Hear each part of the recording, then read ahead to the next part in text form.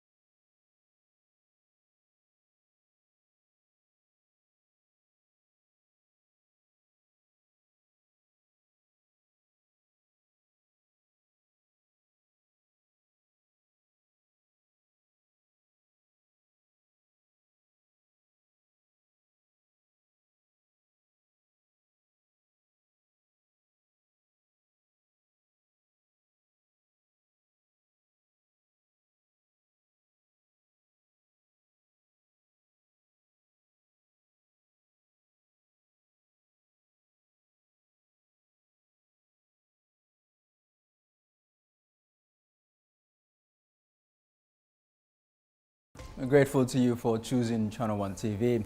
I'm Charles Osukumi. Let's begin from Parliament. So the Speaker, Alban Wagun, says the Proper Human Sexual Rights and Ghanaian Values Bill will be passed by the current Parliament. He attributes earlier delays to the failure of the previous administration to assent to the legislation.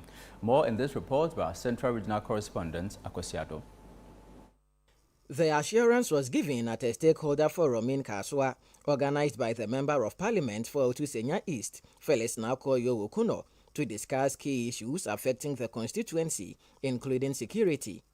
Under President John Dramani Mahama, want to relate political violence, which has historically plagued Kaswa during elections and resulted in some cases loss of life. Unauthorized persons who carry arms during elections will not be tolerated and culprits will be brought to justice.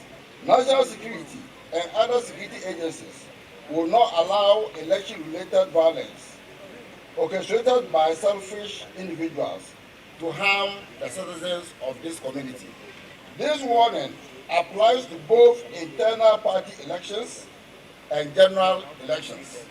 Also speaking at the event, the local government minister, Ahmed Ibrahim, indicated that the Otusenya East municipality could soon be elevated to a metropolitan status due to its growing population.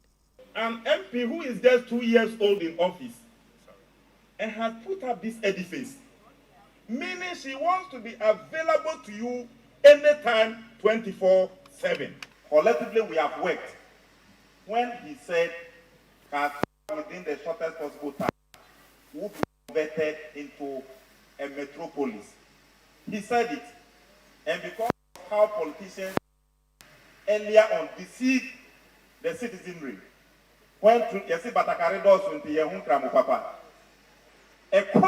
has been set, and that committee has done its work, developed a report, and that report has recommended Kaswa and your municipal chief executive and your MP. Last week alone, she came to my office twice. And he came to see whether the recommendation of the committee Kaswa was inside. Felix Nakoyo Okuno says efforts are underway to reposition Kaswa and attract investment to the area. We want to achieve is to let people know that we are changing the face of Katswa.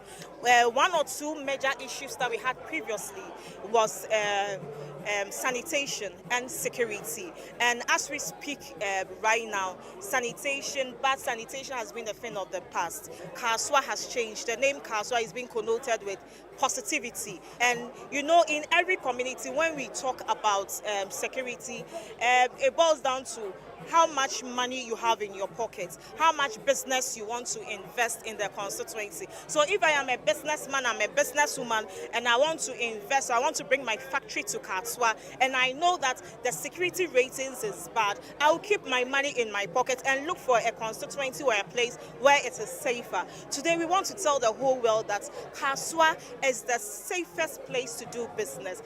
Speaker Alban Bagbin reiterated his commitment to the passage of the Proper Human Sexual Rights and Ghanaian Values Bill, commonly referred to as the Anti-LGBTQ+ Bill. He said the current composition of Parliament is favorable for its passage after what he describes as setbacks under the previous administration. And let me assure all of you, the rumor mongering about the LGBT bill in Parliament, please be sure I am there. The law will be passed. The law has been processed because of the conventions of Parliament. When the former president declined to assent it, and that Parliament got to its end, it ended with that bill in the hands of the former president. I'm sure one of the reasons why you punished him and his party is one of this one. So we started and we processed it. It has gone through all the stages, and the next meeting of Parliament to hear us asking to pass that bill into law. Apart from the Speaker of Parliament assuring that the anti-LGBTQ+ bill will be passed by this current Parliament, Katswa is expected to be elevated towards the metropolitan status. For the Channel 1 Newsroom, I am Akwesi Ado, Katswa Central Region. Now, back in the Greater Accra region, more than 2,000 residents have been displaced after a demolition exercise in the Ladadekotopon municipality.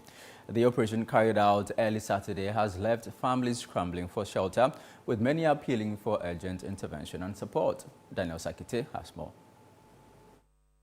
Residents of Kajano Fisheries were left in shock after structures were pulled down during an early morning demolition exercise.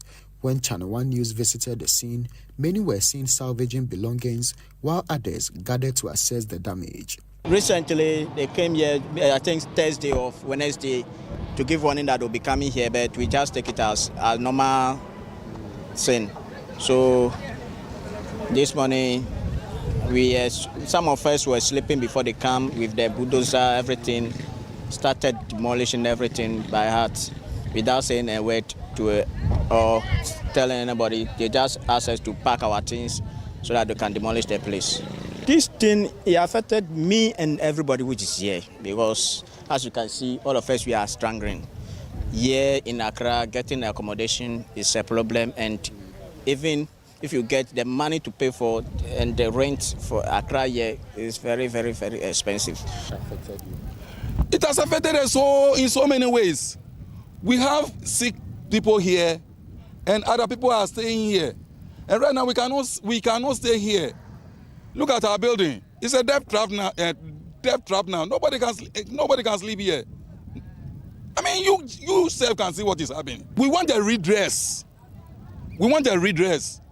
Some residents say although notices were issued last year, the timing of the exercise caught them off guard, leaving them unprepared. They are now appealing to government and relevant authorities to intervene and provide relief. Because of the Obekunoya, no Yeshka, Obi me as SS, she be a Yobian Shkabe, or talk government, Banyawa, Tawe Kuhan, down one day we accept it. Because Mama, I'm one of your executive.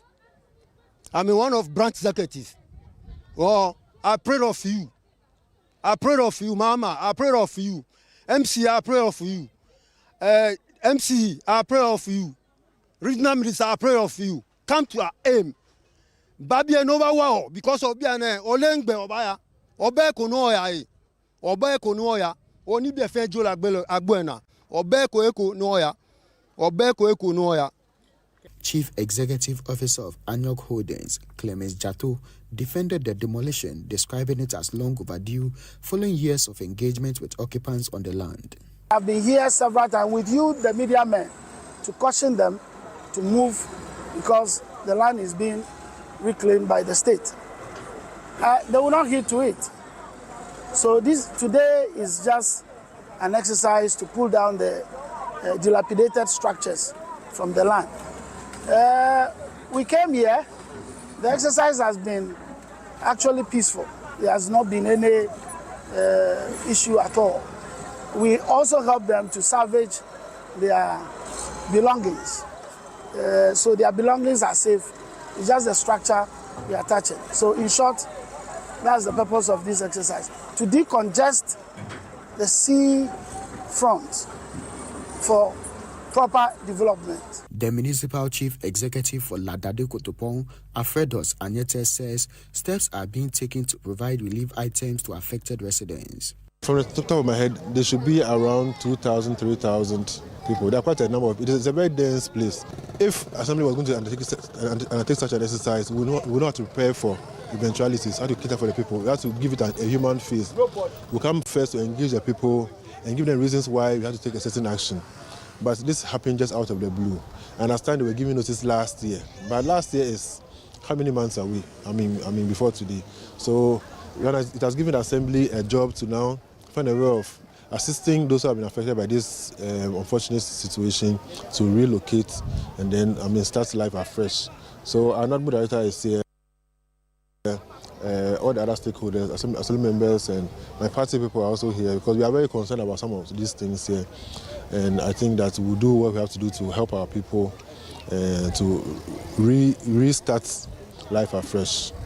Okay, yeah, so that was my next question. I mean, the immediate plans going forward today, where do your people sleep and all that? Yes, that will be a very difficult thing to answer, but our NADBO guys will assess the situation, see the people who are affected, and then we'll see the number of relief items we have, and then see how we can share it across for everybody to get something. Rainstorm has damaged schools and homes in the Gushegu district of the northern region, disrupting education and displacing residents. Authorities say urgent support is needed as communities struggle to recover from the destruction. Our Northern Bureau Chief, Shawana Yusuf, has more in this report. More than 6 schools and over 200 homes have been affected following the storm that swept through the Gushegu district on April 8th. Several basic schools, including Lemo, Dobila and Zinendo, as well as Gushegu Senior High School and the Nursing and Midwifery Training College, have suffered extensive damage. Teaching and learning have been severely disrupted, with some classes now held outdoors. The headmaster of Gushegu Senior High School, Imoro Salif Samed, says teachers have been forced to conduct administrative work under trees after part of the administrative block were destroyed. As we speak now, there's no light in the administration, and then it is only the ceiling that we are sitting under. The roofing sheets are no longer there. So we are now moving our offices to sit under trees to do office work. So that is the management we are put in place until that place is fixed. But our worry is that we are also praying to Almighty Allah that the rain shouldn't come now, so that the stakeholders who are promising us, they will be able to fix it and we'll get back. If not, if the rain should come now, it is going to cause more harm than good.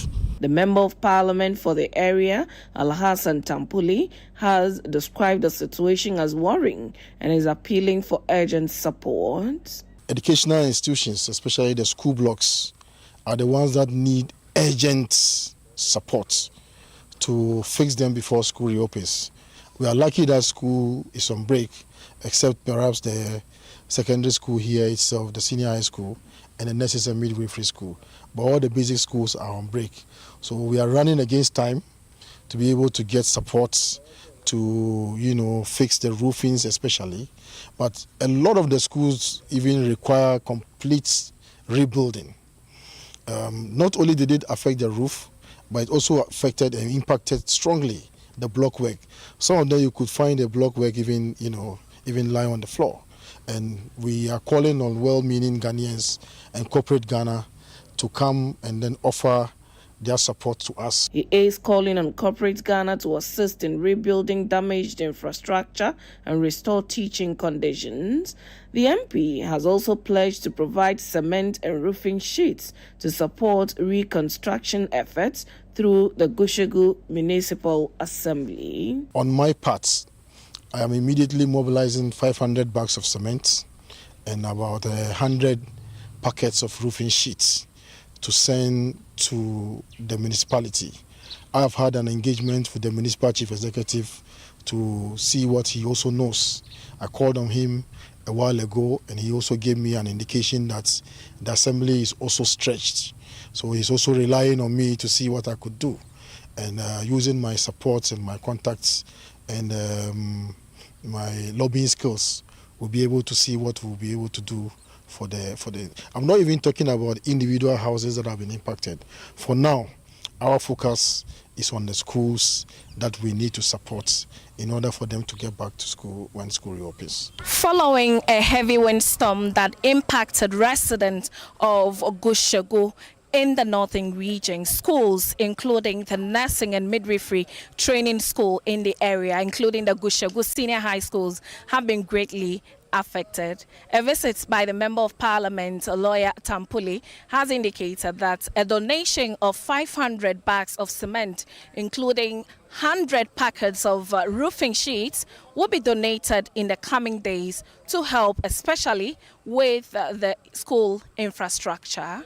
For Channel 1 News, I am Shawana Yusuf, reporting from the Gushegu district in the northern region. And now to the eastern region, where authorities in the Kwapim South municipality say they will demolish unauthorized structures on protected lands to curb encroachment on environmentally sensitive areas. Officials warn that unchecked development poses serious ecological and safety risks and are urging public support for enforcement measures. There is more in this report. The Kwapim Togo mountain range, known for its rich vegetation and scenic appeal, is increasingly under threat from rapid and unregulated development.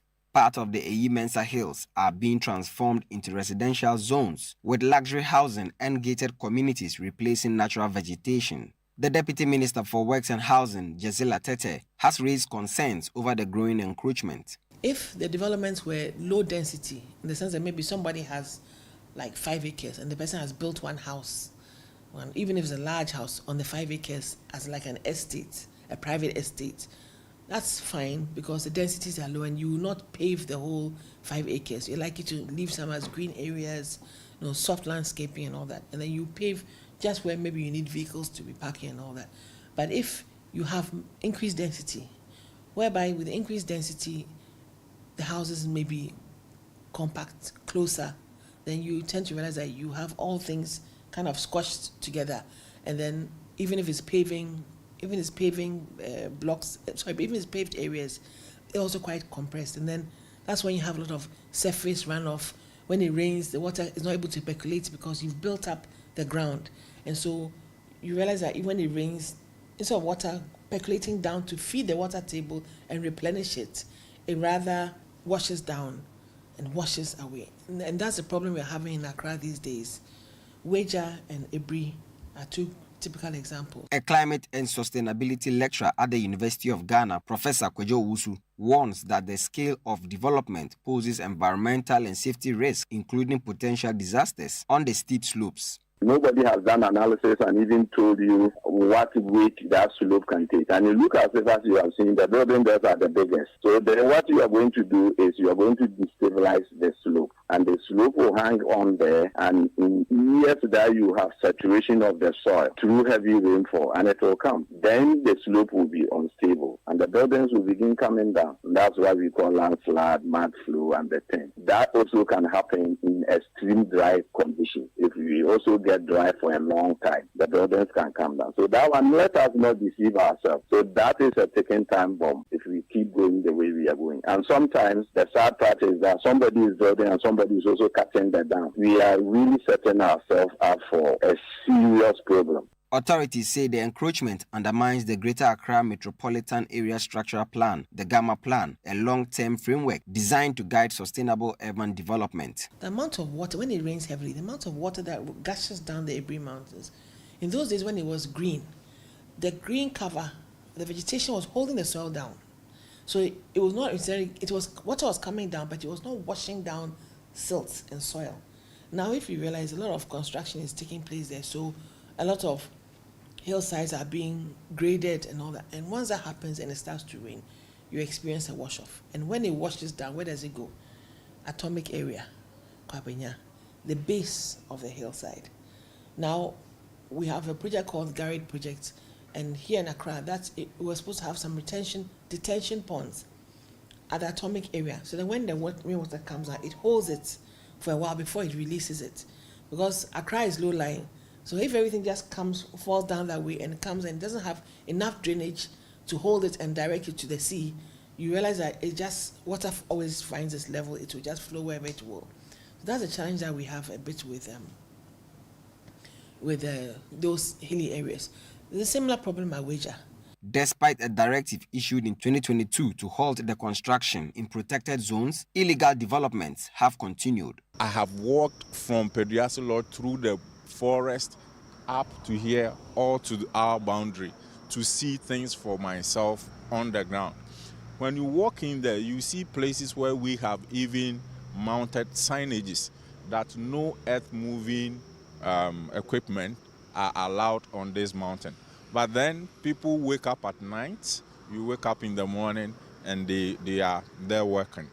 What we have done is that you can wake up at dawn and come and do it. But when the sun rises, we stop you. So just up here, about 2 months ago, we stopped one.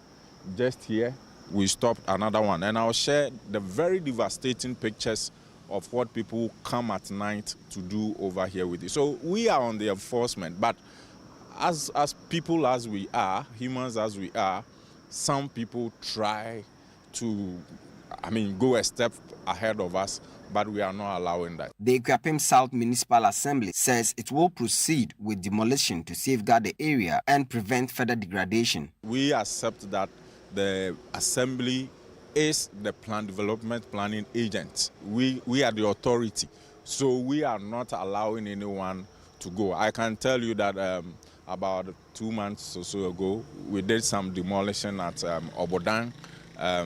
Yesterday at SPC, we earmarked one at Nkunkrom to be done, because what we have realized is that if we don't put in the force, the restoration is not working, and we have to enforce, and that is what we are enforcing. The state has an ultimate goal or ultimate responsibility to protect every Ghanaian.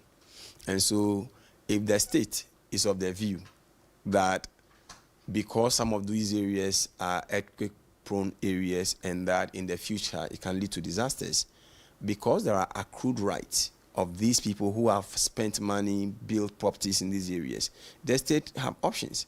For example, the state can compulsorily acquire the place, as is governed by Article 20 of the Constitution. The Member of Parliament for Madina, Francis Xavier Susu, is calling for strict enforcement of planning laws to address the growing challenge. The nuances are a lot, and so it's not a straightforward matter.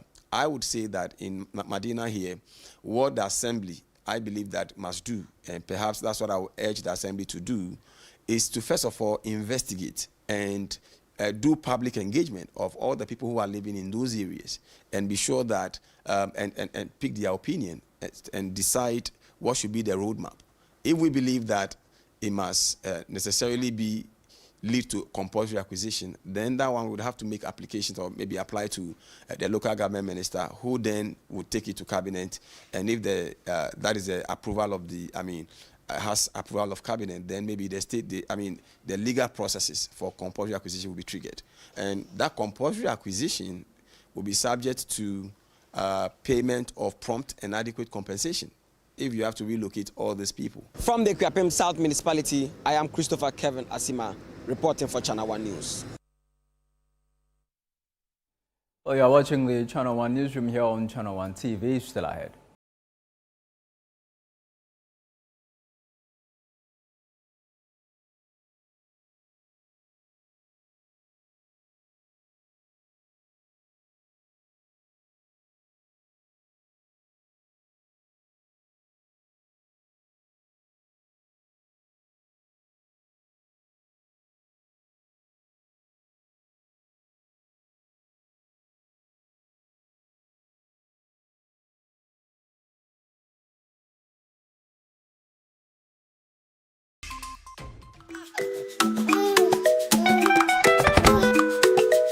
How may I help you today? We'd like to open a bank account.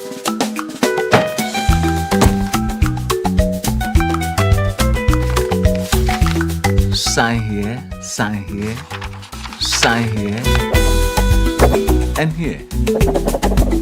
And now you draw direction to your house. I need your thumbprint.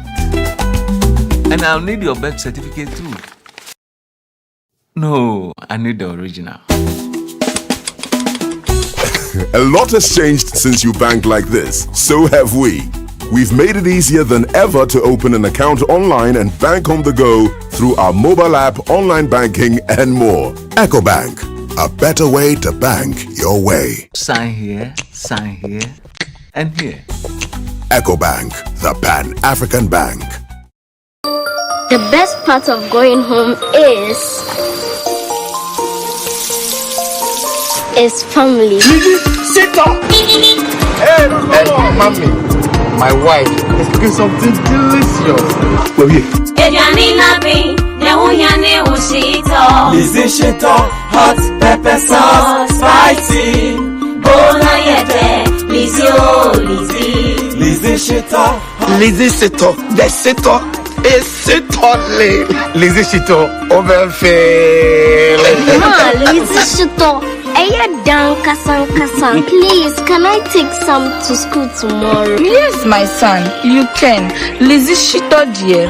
Ebesu obiasu. Lizzy Shito hot pepper sauce is spicy and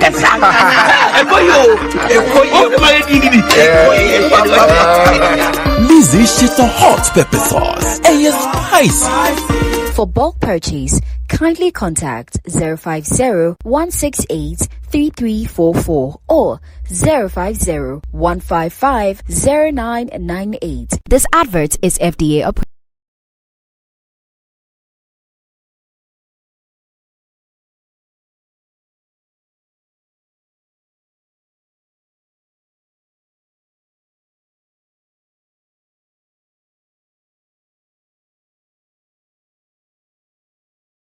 This is the Channel 1 Newsroom here on Channel 1 TV.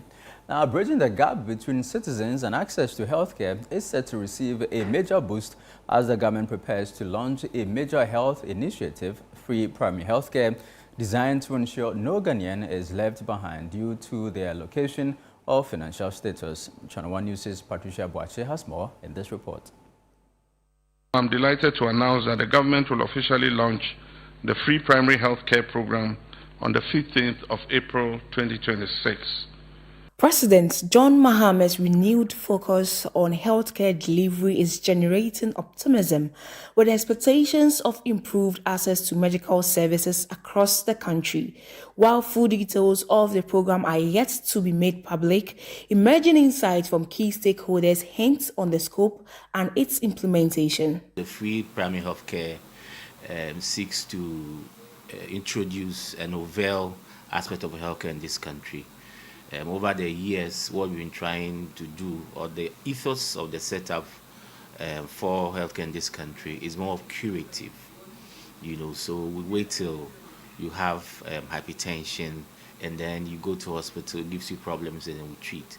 But what this free primary healthcare seeks to do is to emphasize preventative medicine or care. It also seeks to promote, enhance or emphasize promotive healthcare, so that people will live healthy lives so they don't fall sick.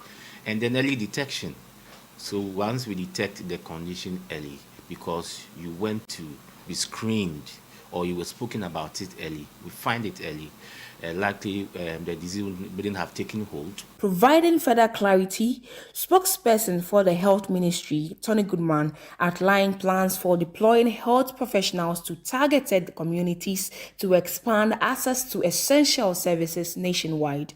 Wherever you are posted, every level of care has a particular or a type of facility. A CHIPS compound is a 2 rooms, pavilion at times, and an accommodation. That is the design. You go to polyclinic, there is a design. If you go to health center, there is a design. District hospital has a design. Regional hospital has a design. A teaching hospital also has its own design. So wherever you are placed, that is where you have to work. That is a type of facility you've been placed in. So if you say, oh no, I want to be in Kolebu. Kolebu cannot be everywhere. Maybe a teaching hospital cannot be everywhere. A regional, like Rage, cannot be everywhere. So where you are, that is the facility, and the people there must also be taken care of. So our current recruitment we're going to do, which is about almost 100% to take off, we are opening it up to the district. You apply, you go to the district, whatever interview you go through, you are employed there. We only assist you to get your salary. That is one of the things we want to do to cure these challenges. The Chief Executive Officer of the National Health Insurance Authority, Dr. Victor Bampo, describes the policy as a game changer that will shift healthcare delivery from hospitals into communities. It's one of those things that would actually be a game changer where the health of Ghanaians is concerned. Now, I'll go back to the point I made about universal health coverage, where we're going to have healthcare for all Ghanaians without financial hardship. And so it is a landmark event that is going to happen next week, which will ensure that we are getting to universal health coverage. However, as the first phase prioritizes underserved communities, the president of the Ghana Medical Association pointed to challenges that could hinder effective implementation of the program. One, infrastructure provision. There are challenges, especially in the deprived areas. What you have, you will not have. There's a disparity in the distribution and the quality. In terms of infrastructure, the support services, labs, human power, again, there's a disproportionate distribution, and we have been a staunch advocate for it to be reversed through many policies that we proposed, and financing. This is a third world country. There's competition for resources. And I think that I can't overemphasize that. Beyond everything that you do, the good intentions, if you don't put in funding mechanisms that is sustainable, it's doomed to fail. But I hope that this will not suffer the same fate as others. And the monitoring, quality assurance. In response, Tony Goodman emphasized that comprehensive measures are being put in place to ensure the long-term sustainability of the initiative, including a robust monitoring framework to maintain quality care and accountability throughout the rollout. A evaluation mechanism that will also be deployed. The Ministry of Health, the Directorate in charge of policy monitoring and evaluation are currently doing that, and we're going to follow it through. This is not just one of the policies. That is why equipment have been procured already to retool CHIPS compound, health centers, polyclinics, and districts, even up to the district level of care. So we're going to provide equipment to them. The equipment are in country already. The minister just inspected them, and we will deploy them to the various hospitals across the country to take care of our people. This particular program is being taken care of under the health insurance.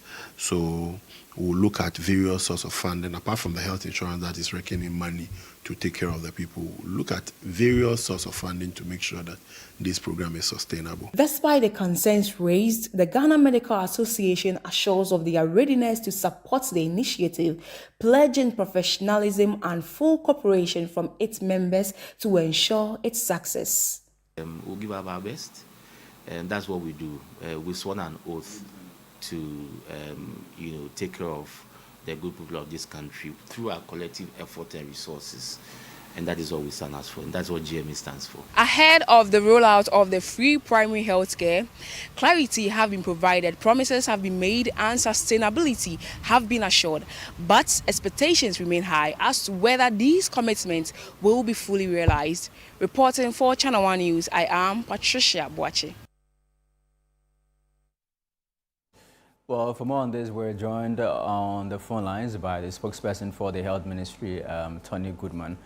Thank you, Tony, for joining us here on the Channel 1 Newsroom. And we know you are doing this in phases. So which specific areas are you targeting in the first phase?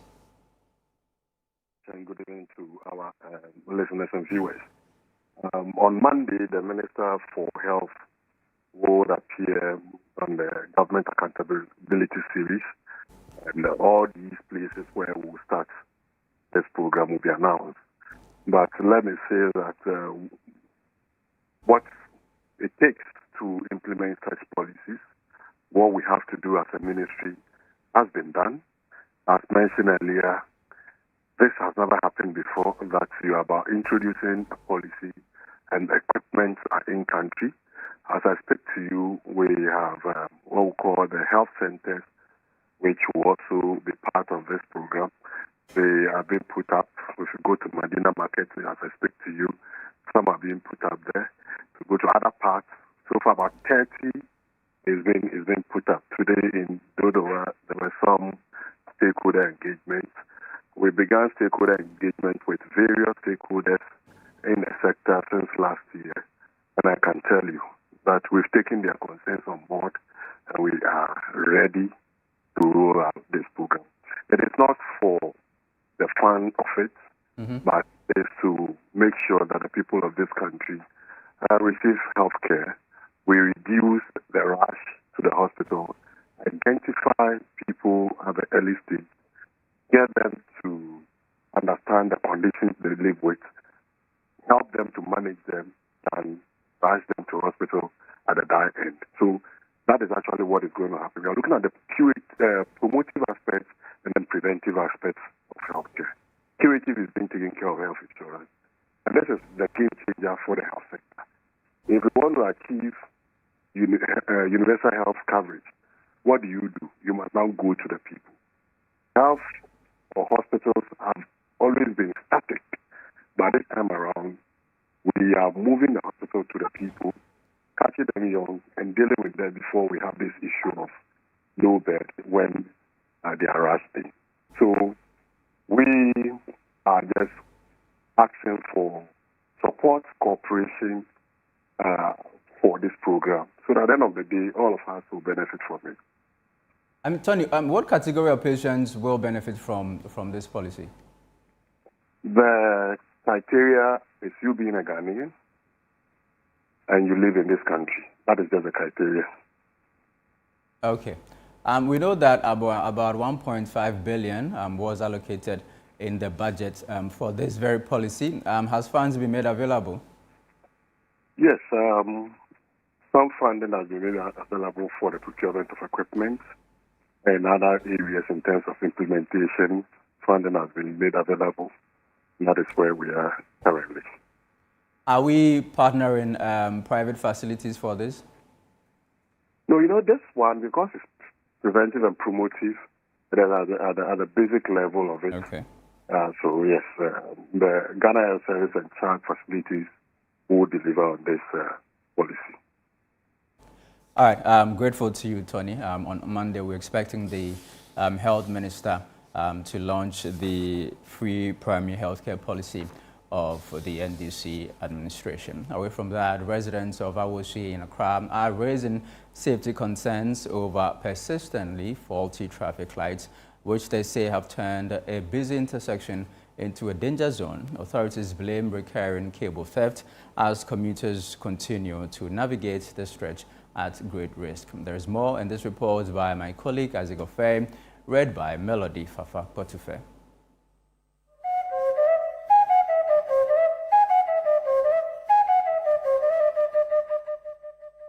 For years, traffic lights at Awoshi have remained non-functional, leaving one of Accra's busiest intersections without proper control.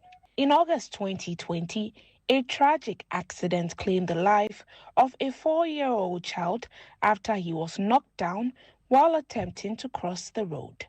An incident that sparked protest among residents. Because this road is a highway, the cars, when they come, they don't stop. They just move.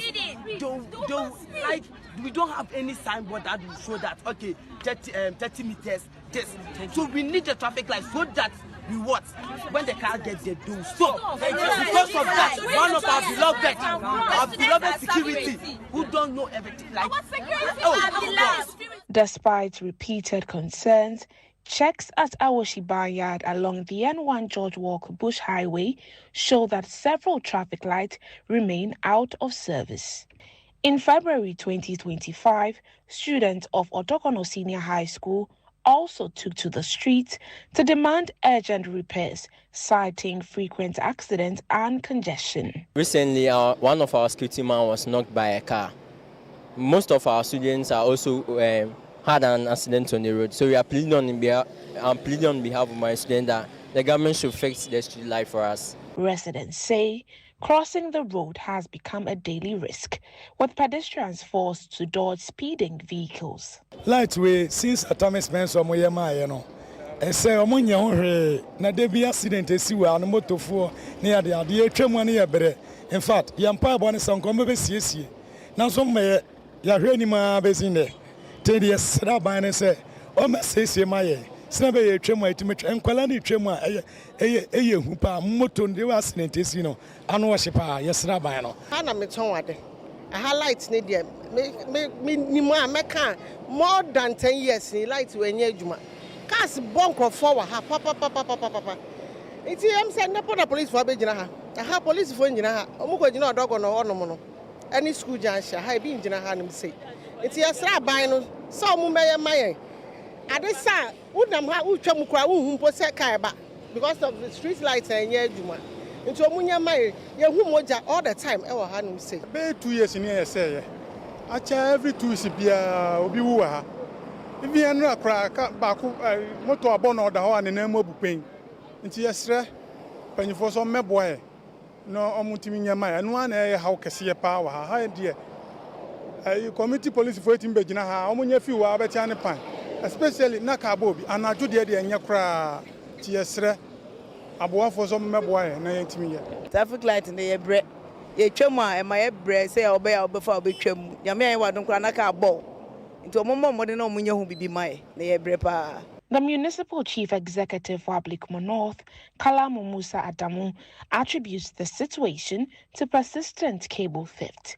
He is appealing to the Department of Urban Roads to intervene and restore the traffic lights. We are not solely blaming urban roads when it comes to this particular traffic light, because it has to do with issue of thefts. When you go into the panel now, almost all the batteries that powers the traffic lights have all been stolen. The armored underground cables, 200 meters from here, all the cables have been stolen. So we will just appeal to urban roads and to assure them that as an assembly, when they come and fix the traffic light this time around, we will make sure we will put protective and safeguard the panels so that it will not be stolen anymore. In the meantime, officers from the Motor Traffic and Transport Department, MTTD, have been deployed to assist pedestrians and motorists at the intersection. We know it is very risky and the mortality rate at which people lose their lives here is very high. You could just see the Makati school just across the road. So I have engaged the Anya MTTD commander that during rush hours, that is in the morning from 7 o'clock to 10 o'clock, at all times their men should be around. We should have police officers or police assistants to make sure they assist commuters in crossing the road. Well, this is still the Channel 1 newsroom here on Channel 1 TV. Still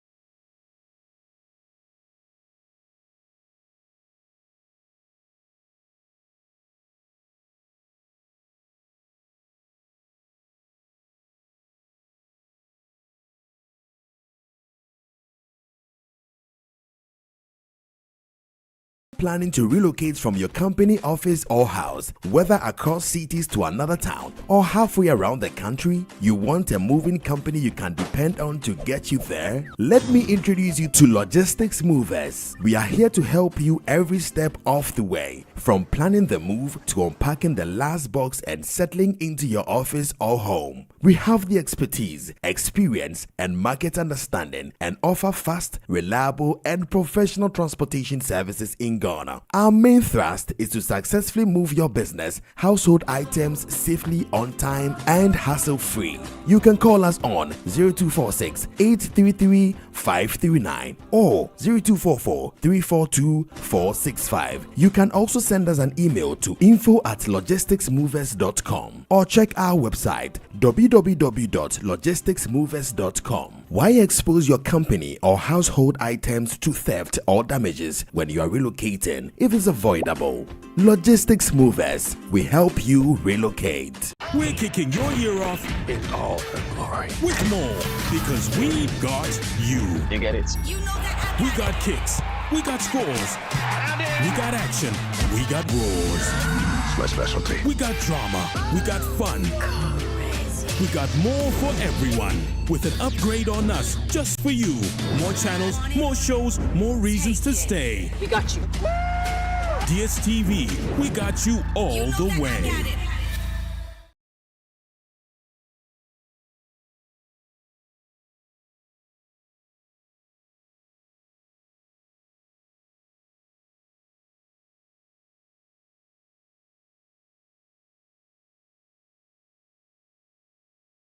Well, thank you for staying with us here on the Channel 1 Newsroom here on Channel 1 TV. I am Charles Osukume. Let's now focus on water. The Ghana Water Limited says it will pay the contractor handling the Wenchi Water project to ensure its timely completion. The assurance comes as the company raises concerns over operational challenges, including the impact of illegal mining on water supply systems in the Bono region.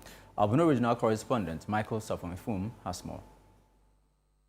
The managing director of Ghana Water Limited, Adam Munta Wakilu, has been on a working tour of the Bono region to assess operations and engage staff. He commended workers for maintaining services despite ongoing challenges. As part of the visit, the team inspected the Abisim water treatment plant and later visited the Wenchi Water project site. The project is about 97% complete and is expected to supply up to 13,000 cubic meters of water daily when finished.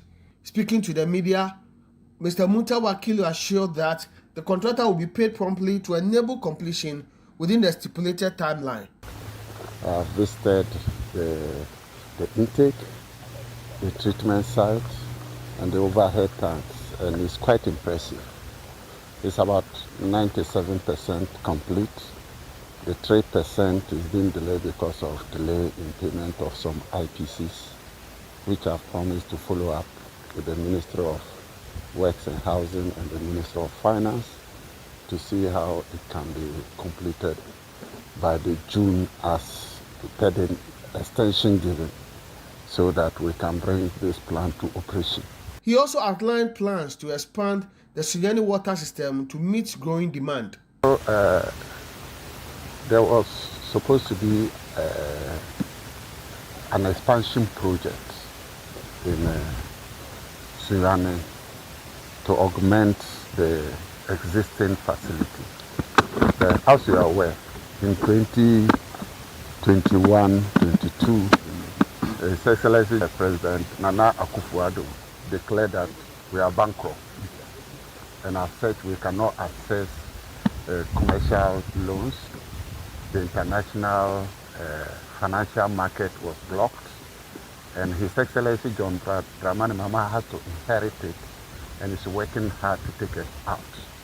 So all those projects came to a stop, and it's hopeful that soon we'll be out of the IMF conditionalities and the project will come back on street. Meanwhile, the Bono Regional Chief Manager of the Ghana Water Limited, Theophilus Teria Collins, highlighted the impact of illegal mining on water sources, warning that it continues to threaten operations at treatment plants. When we went travel, we could see a lot of our systems, our stirrers, our dozers are all not working. But we have improvised, systems that have kept the system going.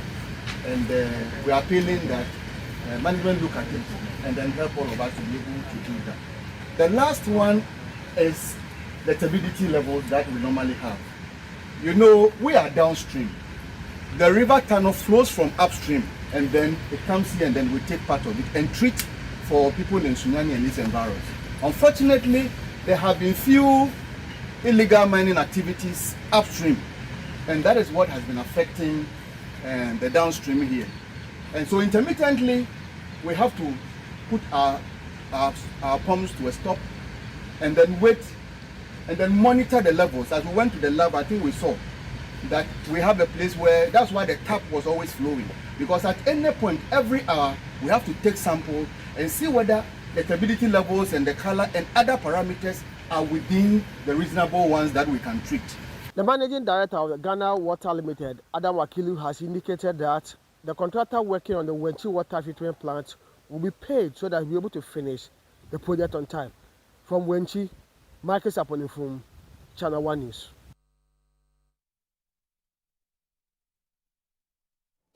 Now, back in Accra, the Chamber of Petroleum Consumers is urging government to go beyond temporary tax reliefs to address rising fuel prices. The group says more sustainable measures are needed as global tensions continue to push up costs at the pumps. Daniel Sakite has more.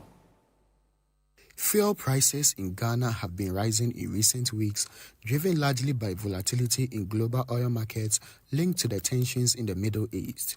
In response, government has directed the Ministries of Finance and Energy to implement temporary measures, including the suspension of selected taxes and margins in the next pricing window. The intervention, expected to last about 4 weeks, is aimed at easing pressure on consumers and businesses. Executive Secretary of COPEC, Duncan Amwa, has welcomed the move, but insists more can be done to significantly reduce ex-pump prices. We would hear the conversation of, we have stocks, 5 weeks, but those are commercial or trading stocks that the government can do nothing with. The BDCs will bring in their cargo. They brought them in not to hold them as stocks. They brought them into trade. And so whatever the prices are, they would sell for those commercial prices. And Sanda, I think that beyond the discussions of taxes, which we are submitting a paper for already, we are already looking at 4 of the key taxes. We are not asking for all of it to be scrapped, but a component of it to be reduced so that overall we are looking at about 1 cedi 27 pesos that could be shaved off. That is a good first step. Okay. But that on its own cannot solve the fuel pricing crisis situation confronting us. I just showed. Meanwhile, panelists on CTFM and Channel 1 TV's The Big Issue have also been discussing the release of former Finance Minister Ken Ofori-Atta from ICE detention. A member of the New Patriotic Party, Kwesi Kwarteng, argued that he can still face prosecution without extradition. We may probably have to be looking at the state pressing charges, if there is any. Because whether or not Ofori-Atta is here, Ofori-Atta is never coming to support the state of the case, assuming even there is such case as such. And of course, when it comes to criminal investigations and prosecution, you do not necessarily need the accused person to even give you clues about what you want to use to prosecute him. It is left for you, the burden is left for you to prove whatever allegations or charges that you level against him in court. And there are instances you bring accused person in court, he say you even talk, and he's not bound to talk. The burden of proof lies on you, the prosecutors. A member of the NDC's communications team, Hamza Suhini, explained government's rationale for pursuing extradition despite the option of a trial in absentia. Why is it that we are still interested in bringing him? That's the next question. In truth, the law also requires that simply because you have started processes to try the person in absentia, especially as a republic, does not mean that you should fold your arms. What would be the use of a judgment that you cannot enforce? So the responsibility is still on this government and the Republic of Ghana to ensure that while we are in court trying to secure conviction against Ken Ofori-Atta, it is imperative that we also put in motion actions that could possibly make it feasible for any judgment to be enforced against Ken Ofori-Atta. Well, that'll be all for today's Channel 1 Newsroom here on Channel 1 TV. Before we go, let's recap our headlines.